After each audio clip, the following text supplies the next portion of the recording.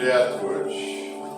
Só para vocês terem uma ideia, na Bíblia, não temas, não temais, não temerei, não temeremos, tem 365 citações.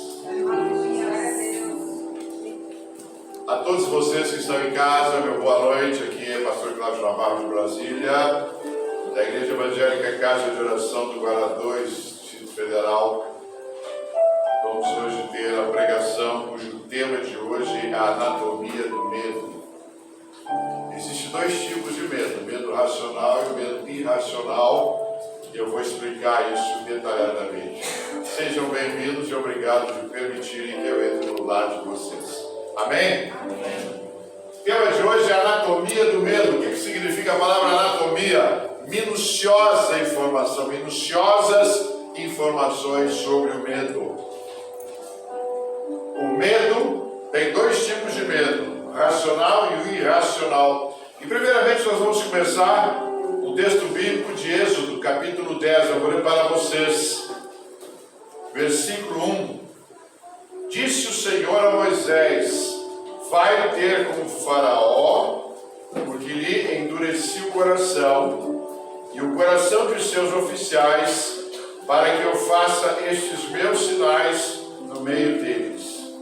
Aqui nós estamos, a praga anterior, que tinha sido chuva de pedras, agora entrava a outra praga para tirar os filhos do Egito, os hebreus. Ele vai lançar a praga dos gafanhotos, que é a oitava praga. Na Torá, que é a Pentateuco da Torá, diz assim: disse o Senhor, disse o Eterno a Moisés: vai ao Faraó, pois eu fiz endurecer seu coração e o coração de seus servos, para pôr meus milagres entre eles. Olha que interessante. Deus vai aumentar os seus milagres, endurecendo o coração do Faraó. A praga anterior foi granizo. E Deus queria o que com essa praga? Ele queria humilhar e queria ridicularizar o Faraó. Que o Faraó, desde o início, o Faraó estava muito duro, não queria abrir mão do povo sair, do povo hebreu sair. Então Deus, eu vou entrar no castigo com eles, para que eles libertem vocês. Então esse aqui é um texto base que eu vou pregar. Também tem um texto em Isaías 41, 10, que diz assim: não temas, porque eu estou contigo. Não te assombras, que eu sou o teu Deus. Eu te fortaleço e te ajudo e te sustento com a minha destra fiel. Amém? Então o que significa medo? Significa uma espécie de perturbação diante da ideia de que se está exposto a algum tipo de perigo, que pode ser real ou irreal. Do ponto de vista da psicologia, o medo é um estado afetivo e emocional necessário para a adaptação do organismo ao meio. Também significa medo, temor, ansiedade, receio, ameaça diante de um perigo. Se nós analisarmos a Bíblia com essas 365 citações de não temer, os maiores homens de Deus tiveram medo. Vou dar um exemplo para vocês. Quando Moisés foi chamado na sarça ardente, ele falou para Deus, Deus chamou ele: olha, eu quero que você vai libertar o povo. Ele disse: mas eu sou ruim de língua. Ele começou a colocar dificuldades.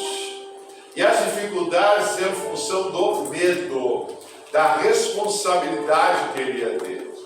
Muitos de nós temos medo, tem medo bom e tem medo mau. Então o que aconteceu com ele foi isso. Também tivemos o caso de Jacó, de Jonas, de Isaías, de Ezequiel, de Neemias. Muitos homens de Deus tiveram medo, porque é algo novo. Quando há um desafio de Deus, é algo novo.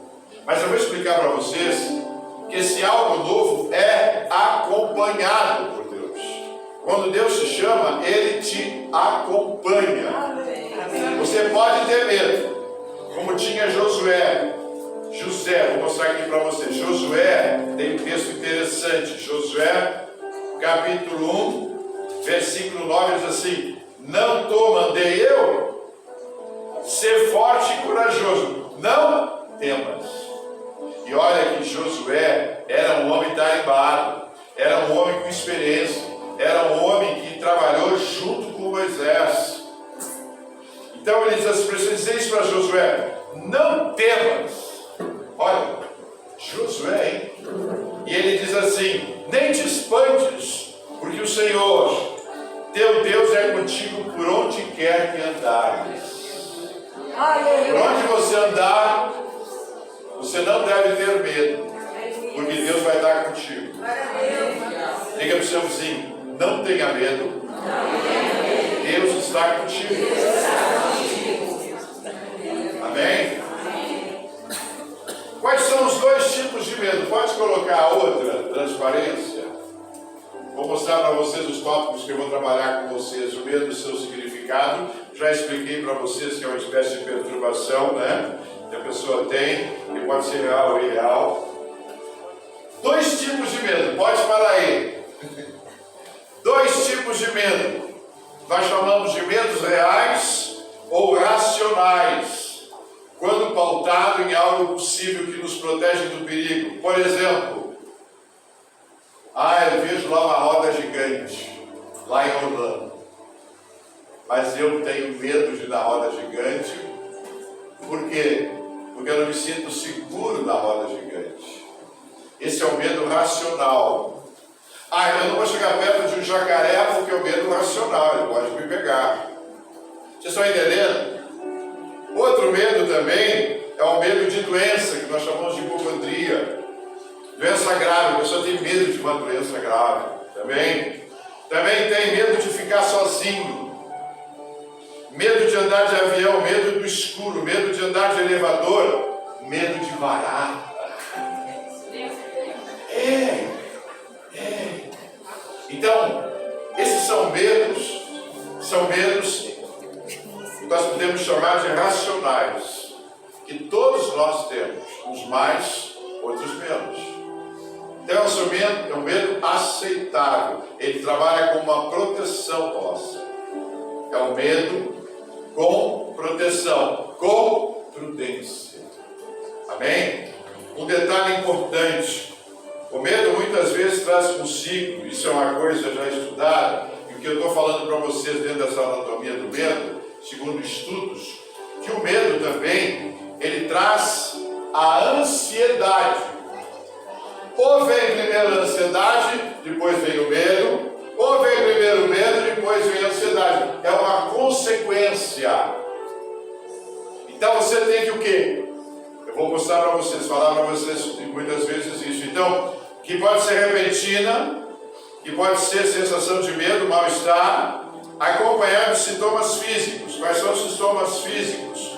Dores de cabeça, enxaqueca, sono, bocejo, cansaço interminável, taquicardia, aumento da pressão arterial, alergias da pele e assim vai.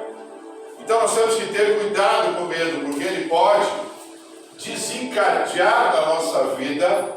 Quando ele passa dos limites, ele nos traz ansiedade, ele nos traz depressão, ele nos traz solidão, ele nos traz estresse, ele tira de nós as esperanças e tira e rouba os nossos sonhos. Outra coisa, o medo, você não vê o medo, você sente o medo. Você diz assim, o medo está ali. Não, ele não é físico, ele é mental. Ele é mental, ele vai para a alma e ele vai para o espiritual. Quando o medo entra na sua vida e passa dos limites, às vezes você não percebe. Mas daqui a pouco você vai, as pessoas vão dizer, o que está acontecendo com você? Tem medo de tudo? Então ali é um sintoma que já passou do limite que uma pessoa poderia ter medo. Amém? Amém. Então essa é uma situação. Existe outro tipo de medo que são irreais, irracionais, quando não faz sentido e mesmo assim ele se faz presente. eles são criadas na mente e impedem que o indivíduo explore seu potencial. Por exemplo, você vai ter uma promoção no seu trabalho. Aí você começa a colocar as dificuldades. Eu tenho medo. Eu acho que eu não sou capaz. Eu acho que esse cargo não é para mim. Eu acho que essa função não é para mim. Você coloca limites que não podem ser colocados para que você possa avançar. Você mesmo coloca limites. E esses limites vão te cerceando para você não chegar nas tuas vitórias. Então o medo, quando ele é irracional, ele traz isso. Outra coisa, o medo irracional, ele rouba o seu potencial. Você tem grande potencial e ele é roubado porque você tem medo. Eu tenho que viajar, eu vou ter um trabalho que eu tenho que viajar de avião, sim. Então eu não vou porque eu tenho medo de avião. Vocês estão entendendo? Coloca-se obstáculos na nossa mente. O que está culpado? A mente que está culpada. E aqui tem uma série de histórias. Por exemplo, o medo ele está associado à memória. Agora vamos voltar quando nós nascemos. Se a sua mãe foi uma pessoa com medo, ela transmitiu para você muitas vezes a parte genética e espiritual do medo. Você nem sabe por quê. Outro detalhe, muitas vezes, quando se tira uma criança a forceps, que ela vem apertada para sair da mãe, já vem com medo. Uma criança rejeitada, ela vem com medo. Uma criança que tem que estar com a luz acesa a noite inteira, alguma coisa houve na vida dela para ter que deixar a luz acesa. Antigamente, hoje não se tem tanto, mas antigamente se assim, ou você come essa comida aqui, senão eu vou chamar o homem do saco. Mas antigos sabem disso. Era assim. Olha, se você não fizer a lição, vou te levar no médico para tomar uma injeção. Até hoje tem isso. Até hoje, dá medo a criança ver. Vai no lugar, viu o médico todo de branco, opa, ele vai me dar injeção. Vocês estão entendendo? Por isso que a gente recomenda, e a Bíblia fala isso, que a gente deve criar os filhos num ambiente agradável, sem medo. Com disciplina, mas sem medo. Se você ver esse filme aí, você vai sonhar com os monstros. Aí a criança fala, monstro, o que é monstro? Aquilo que está na televisão é. Aí a criança não dorme. Então nós temos que ter muita cautela. Muita cautela. Outra coisa, na escola, o bullying, apelidos. Quantos professores? Tem muitos professores bons, mas muitos professores que a gente escuta a história, chama o aluno lá na frente, você é burro. Você é burro. Você não serve para nada. A criança fica com medo. Quando que ela vai falar novamente em público? Nunca. Nunca. Tem a pastora Rosa atendeu um senhor, que é diretor de um grande banco, e ele recebeu uma promoção muito boa. Até aí tudo bem. Aí, uma das primeiras coisas que ele teve que fazer foi, com a equipe dele, fazer uma apresentação. Ele não conseguiu fazer a apresentação. Ele não conseguiu. Ele chegou lá na frente e travou. Aí, deram um jeito lá, ele foi ter consulta com a pastora Rose. E ele chegou e expôs isso. Ela disse, mas o que aconteceu com você? Foi buscando a história. Quando eu era pequeno, quando eu era meus 12 anos, a minha professora, porque eu não fiz uma lição, me chamou lá na frente, me chamou de burro, que eu nunca mais ia falar em público, que eu não prestava. E quando eu fui fazer essa apresentação para os funcionários, eu me lembrei de tudo aquilo lá. Me deu medo e eu travei. Aí ela teve que trabalhar um tempo para ele conseguir voltar ao normal. Então são essas coisas que originam o medo. A pessoa tem medo. Como diz assim o pai muitas vezes, você é burro, hein? A pessoa se cria, a criança se cria com aquela história.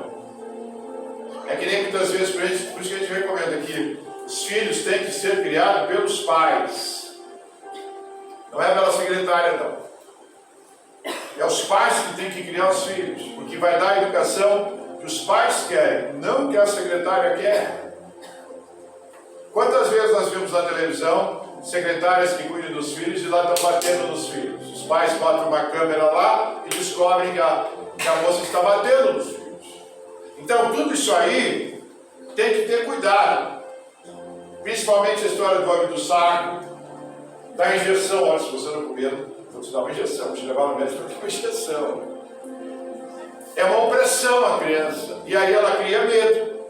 Outra coisa, pai agressivo, mãe agressiva, dá medo. Pai que bebe, dá medo. No início que ele bebe, no meio que ele bebe, quando ele termina na noite bebendo. Se ele bebe fora com os amigos é pior ainda, porque a criança fica numa expectativa que horas o meu pai vai chegar. Nunca sabe a hora que ele vai chegar. E ela cria medo, cria pânico, porque não sabe como ele vai chegar. Se ele vai chegar embriagado, se ele vai ser violento, se ele não vai ser violento. Então todas essas coisas têm que ser vistos. Briga na família também causa medo. Outra coisa, pai ou mãe que machuca os filhos com palavras. Você não serve, você não serve para nada, você não é útil, você não sabe fazer isso, você não sabe fazer aquilo, você não sabe fazer aquela outra coisa. O filho se torna um inútil. E aí o que acontece? Ele vai buscar paz com os amigos, que nem sempre são os bons amigos ou boas amigas. Então nós temos que ter muita cautela com isso. Humilhar o filho, humilhar a filha, de jeito nenhum. Isso causa medo. Amém? E o medo é invisível, seja ele real ou irreal. Ele é um grande inimigo, porque ele não é ruidoso nem agressivo. Você não vê, mas você sente. Você não vê o medo, mas você sente, você tem um sentimento do medo. Amém? E o medo, ele causa em nós, ele atrapalha nossas escolhas e ambições, o nosso comportamento, ele traz inveja, ele traz raiva, ele traz respostas inadequadas. Muitas vezes o filho ou a esposa traz respostas inadequadas a uma pergunta tão simples. É que nem aquela história de marido que bate na mulher, é um horror. É uma falta de educação, uma falta de sensibilidade. Todo dia nós temos vendo aí marido matando a mulher na frente dos filhos. Eu já tenho vários casos no Brasil. Virou uma rotina nacional. Então, tem que ter muito cuidado com isso. Muito cuidado com as suas emoções. Amém? Amém. Qual é a origem, o tratamento? Origem, compreender a origem. Se ela é racional ou não é racional. A origem dela é nisso que eu estou falando para vocês. São nessas coisas que vem o medo. Olha o bicho-papão, olha a injeção, te trato mal, sou ciumento excessivamente, sou agressivo. Então isso aí vem do cérebro. O cérebro trabalha isso. E ele cria um ato de defesa. Quando começa esse tipo de coisa, ele se defende, e a defesa dele é o medo. Ele causa medo, ele traz a você o medo. O medo irracional. E esse medo irracional, ele se propaga. Como eu disse, estresse, depressão, ansiedade. Se você é tratado durante muito tempo como pessoa humana, de uma maneira inadequada, pela sua esposa, pelo seu pai, pela sua mãe, pelo seu esposo, seja quem for, aquilo vai juntando. Junta um ano, junta 2, junta 3, até que uma hora você explode. Entra em depressão, vem com medo, vem com raiva, começa o sono, começa o cansaço. Aí as pessoas, o que acontece? Suicídio, que é o próximo passo. A pessoa é mais fácil ter o suicídio que ela encerra a história, do que ela ser tratada. Então é esse entendimento que a gente tem que ter sobre esse assunto que eu estou tratando com vocês. Então, tem que haver o que? Precaução. Se você puder evitar algumas coisas, você evita. Eu tenho medo de elevador, então não vou andar de elevador.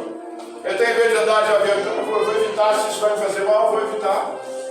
Eu vou me cuidar, porque isso está ao meu alcance de eu trabalhar. Isso está ao meu alcance de eu aceitar ou não. E isso não vai interferir com a minha vida do lado do medo irracional. Ele só vai ser o racional. Amém? Amém. Está dando para esclarecer? Amém. Diga assim, sim. É verdade. É verdade. Outro detalhe, quem tem medo, os tratamentos que tem, origem do medo, os tratamentos. Quais são os tratamentos, pastor? O tratamento inicial é você com você mesmo, identificando, primeiro, se é um medo racional ou é um medo irracional. Se é racional, você vai administrar bem, que é o medo do elevador, que é o medo do avião, que é o medo do jacaré, medo de um elefante, tudo bem.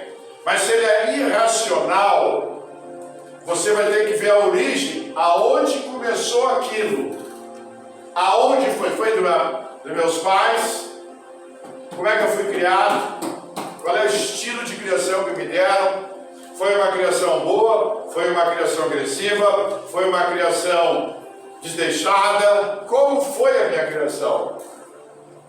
E aí o que acontece? Com isso você vai localizando as áreas que te trazem o medo.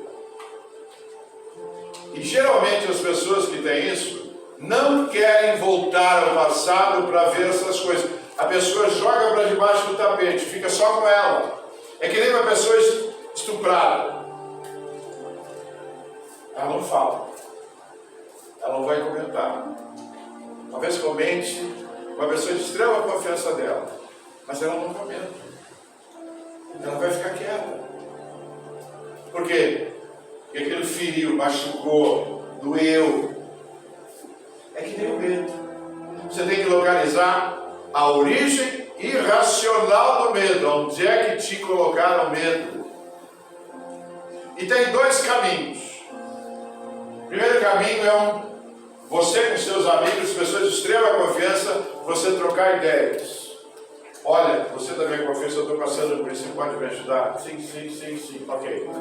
Não consegue ajudar as pessoas, mãe, pai, tio, pessoas da sua comunidade, ali, da tua família. Aí você vai o quê? Você tem que procurar um psicólogo, uma psicóloga, para localizar, te libertar do medo. Aí ele vai entrar com uma terapia, que às vezes é longa, dependendo do caso, e acompanhado do psiquiatra.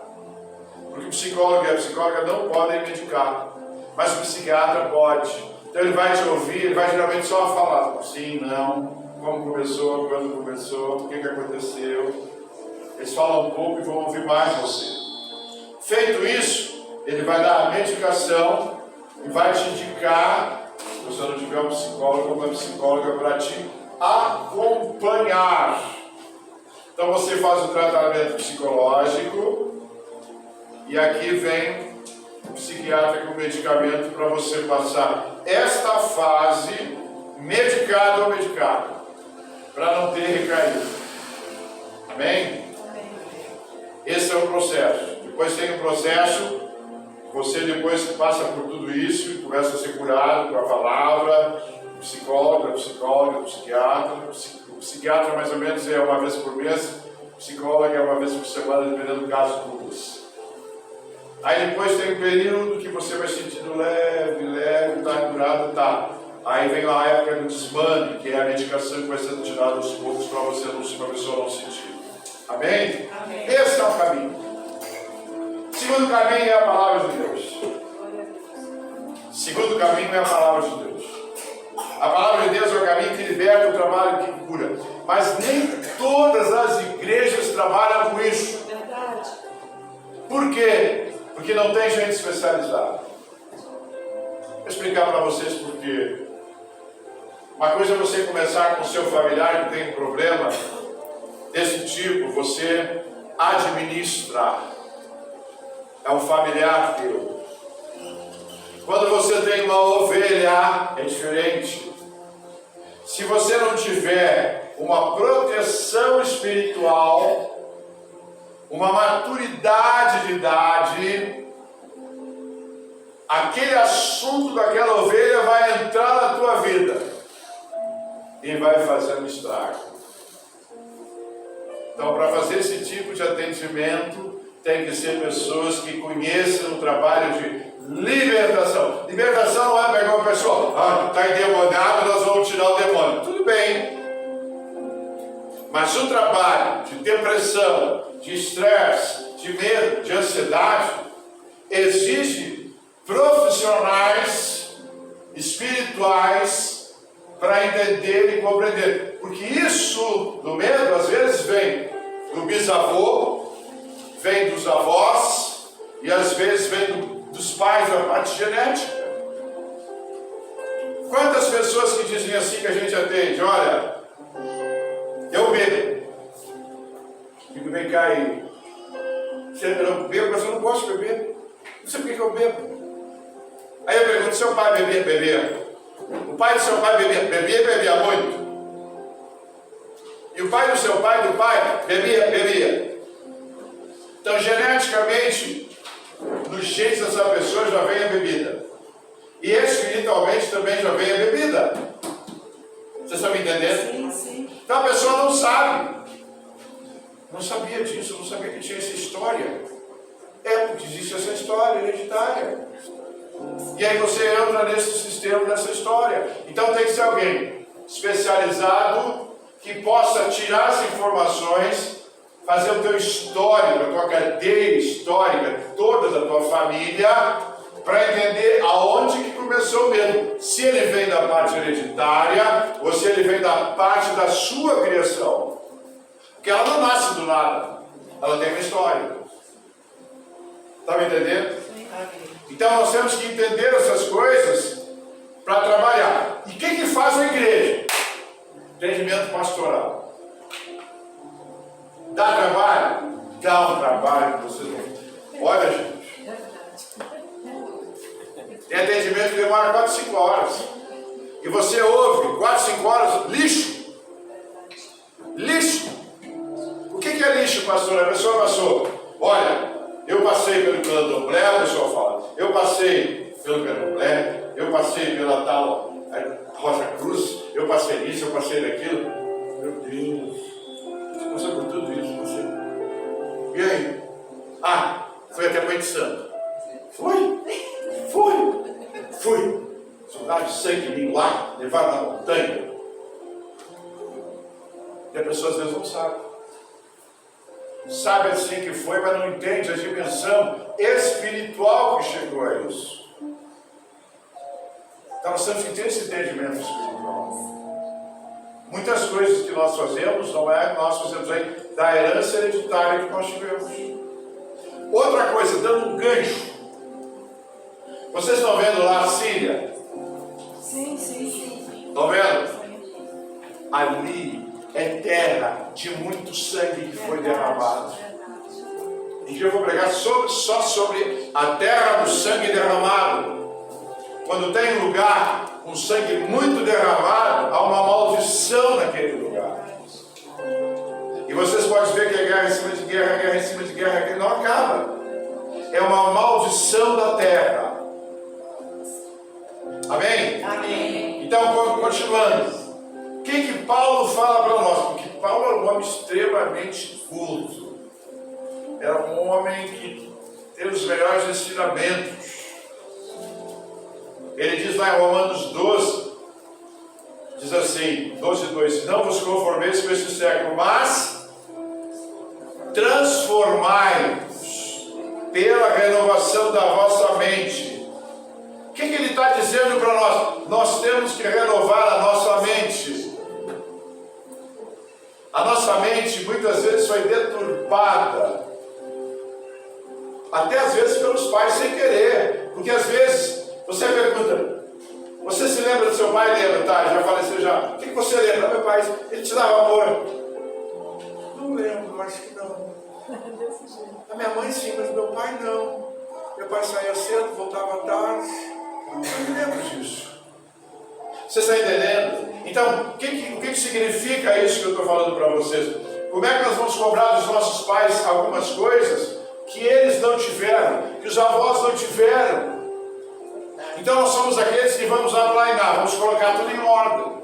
Por isso que Paulo fala, renovação da vossa mente. A igreja tem a função, a Bíblia tem a função, o Espírito Santo tem a função de renovar a sua mente. Aleluia. Limpar essas coisas. Aleluia. Por isso que a igreja não pode ter medo, não pode ter depressão, não pode ter estresse. Por quê? Porque Paulo manda, dá uma ordem, um comando para nós renovar nossa mente.